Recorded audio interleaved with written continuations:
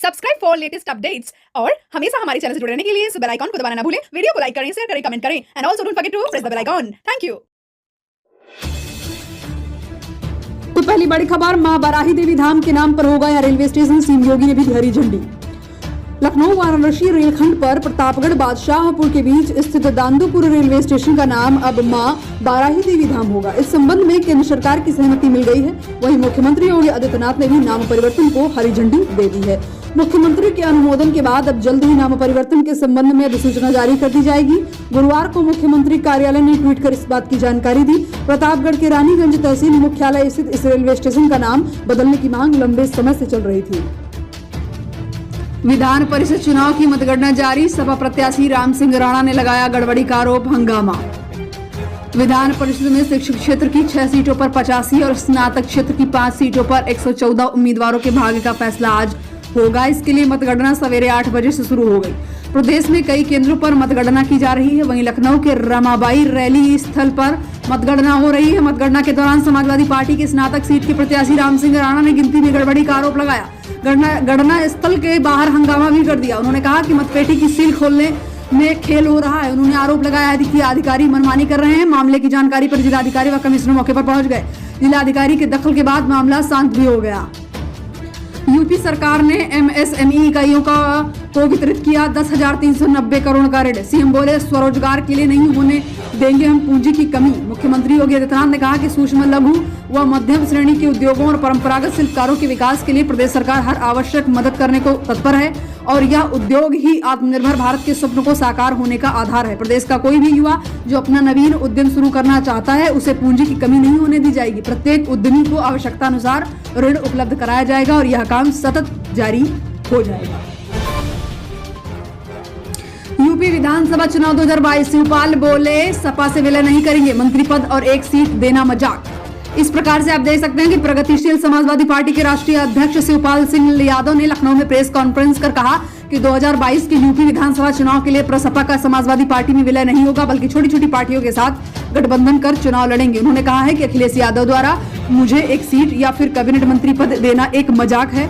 हम आगामी 21 दिसंबर को मेरठ में रैली कर यूपी विधानसभा चुनाव का बिगुल फूकेंगे। इसके बाद गाँव-गाँव में पदयात्रा भी करेंगे।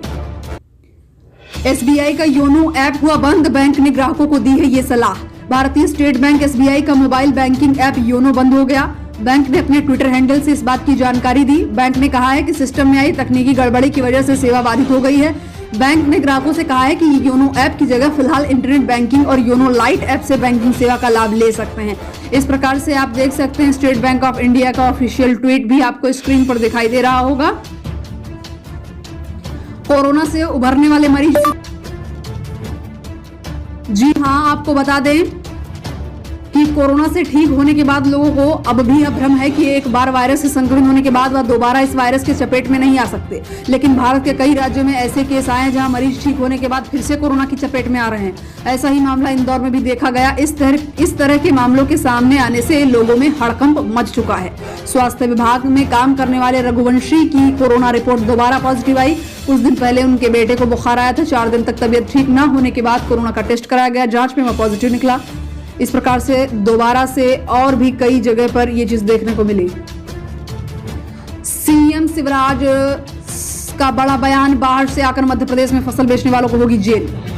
देश में किसानों के बढ़ते प्रदर्शन को देखते हुए मध्य प्रदेश के मुख्यमंत्री शिवराज सिंह चौहान ने गुरुवार को बड़ा बयान दिया। उन्होंने कहा है कि मैंने तय कर लिया है कि जितनी पैदावार किसान की यहाँ होनी उतनी खरीद ली जाएगी, लेकिन अगर बाहर से कोई आया अगल बगल के राज्यों से बेचने या बेचने का प्रयास भी किया तो उसका ट्रक जब्त करवाकर उसे जेल भिजवा दिया जाएगा।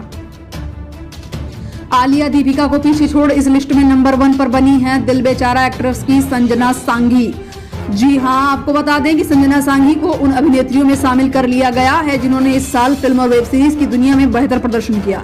यह सूची गुरुवार को जारी की गई। संजना के बाद सूची में मिर्जापुर 2 की ईसा तलवार, हर्षिता गौर, स्वास्तिका मुखर्जी और आहना उमरा जैसी अभिनेत्रियां हैं। Scam 1992 the Harshad Mehra story की श्रेया धनवंतरी इस लिस्ट में 6वें नंबर पर आ गई हैं। उनके अलावा लिस्ट में तृप्ति डिमरी, जयदीप अहलावत, नित्या मेनन और निहारिका लायरा दत्ता भी शामिल है। IMDb प्रोस्टार मीटर रैंकिंग से प्राप्त आंकड़ों के इस्तेमाल से यह सूची बनाई जाती है। जो वास्तव में मासिक तौर पर IMBD विजिटर्स के 20 करोड़ से अधिक पेज व्यूज पर आधारित होती है। आपको बता दें, संजना सांगी ने इस साल दिवंगत अभिनेता सुशांत सिंह राजपूत की फिल्म दिल बेचारा से बॉलीवुड में कदम रखा है। महंगाई को लेकर सीएम गहलोत का केंद्र पर हमला, खाइए आम आदमी के साथ विश्वासघात की बात है। देश में बढ़ती महंगाई को लेकर मुख्यमंत्री अशोक गहलोत ने केंद्र सरकार पर निशाना साधा। पीएम अशोक गहलोत ने ट्वीट करके लिखा कि कोरोना महामारी के दौर में केंद्र सरकार द्वारा डीजल, पेट्रोल, रसोई गैस के दामों में बढ़ोतरी करना आम आदमी के साथ विश्वासघात है। उन्होंने कहा कि यूपीए सरकार के दौरान अंतर्राष्ट्रीय बाजार में कच्चे तेल की कीमत 120 रुपए प्रति बैरल थी, लेकिन पेट्रोल डीजल के दाम 70 रुपए प्रति लीटर थे। मोदी सरकार के दौर में अंतर्राष्ट्रीय बाजार में कच्चे तेल की कीमत $50 प्रति बैरल से भी कम पहुंच गई है, लेकिन मोदी सरकार डीजल, पेट्रोल के दाम लगातार बढ़ा ही रही है। सीएम ने कहा है कि जब किसी राज्य में चुनाव होते हैं तो केंद्र सरकार डीजल, पेट्रोल के दामों को स्थिर कर देती है, लेकिन चुनाव खत्म होते ही पुनः दाम बढ़ा भी देती है। कल रसोई गैस के दामों में 50 रुपए की बढ़ोतरी कर मोदी सरकार ने आमजन का बजट बिगाड़ दिया। इस प्रकार से कई सारे बयान उन्होंने दिए हैं। बिग ब्रेकिंग न्यूज, प्रगट सिंह समेत पंजाब के 27 खिलाड़ी लौटाएंगे अवार्ड। जैसा कि आप लोगों को पता है कि कुछ देर पहले ही प्रकाश सिंह बादल ने अपना पद्म विभूषण किसानों के समर्थन के लिए लौटा दिया। बड़ी खबर, सरकार और किसान नेताओं के बीच 5 घंटे से भी ज्यादा समय से बैठक जारी। बैठक दिल्ली के विज्ञान भवन में चल रही, जिसमें 40 संगठनों के किसान नेता शामिल। इस बीच खबर आ रही है कि पूर्व हॉकी कप्तान प्रगट सिंह समेत पंजाब के 27 खिलाड़ियों ने किसानों के समर्थन में अपने अवार्ड लौटाने का ऐलान कर दिया। प्रगट सिंह समेत सभी खिलाड़ी 5 दिसंबर को अपने अवार्ड लौटाएंगे। बता दें कि प्रगट सिंह जालंधर कैंट से विधायक भी हैं। ये आप पूरी लिस्ट स्क्रीन पर देख सकते हैं। करतार सिंह पहलवान, ब्रिगेडियर हरचरण सिंह, इस प्रकार से सभी अपना अपना अवार्ड वापस कर देंगे।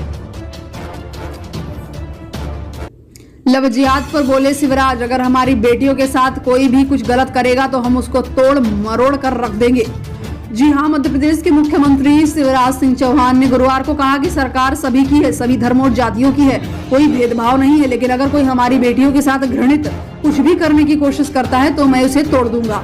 उन्होंने कहा है कि अब ये नहीं चलेगा। कोई अगर बहला फुसला कर, दबाव या लालच देकर ऐसा करने की कोशिश करेगा तो सरकार उनसे सख्ती से निपटेगी। उन्होंने कहा है कि मैं जानता हूं ऐसी बेटियों की जिंदगी तबाह और बर्बाद होकर नरक बन जाती है, वो दर दर की ठोकरें खाती है। मैं सबके साथ हूँ, कोई भी भारतीय जनता पार्टी की सरकार से दूर नहीं है, लेकिन गड़बड़ करने की या धर्मांतरण का कुकृत्य, लव जिहाद जैसी चीज की तो आप तबाह और बर्बाद हो जाओगे। हम मध्य प्रदेश में ये सब नहीं चलने देंगे। क्या किसानों सरकार में बनेगी बात, घंटों से बातचीत जारी।